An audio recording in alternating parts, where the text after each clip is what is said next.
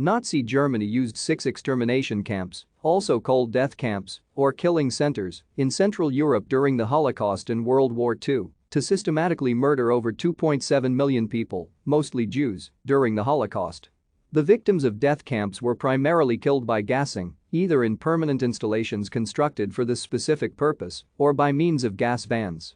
The 6 extermination camps were Chelmno, Belzec, Sobibor, Treblinka, Majdanek, and Auschwitz-Birkenau. Auschwitz and Majdanek death camps also used extreme work under starvation conditions in order to kill their prisoners. The idea of mass extermination with the use of stationary facilities, to which the victims were taken by train, was the result of earlier Nazi experimentation with chemically manufactured poison gas during the Secretive Action T4 euthanasia program against hospital patients with mental and physical disabilities. The technology was adapted, expanded, and applied in wartime to unsuspecting victims of many ethnic and national groups. The Jews were the primary target, accounting for over 90% of the extermination camp death toll. Thank you for watching.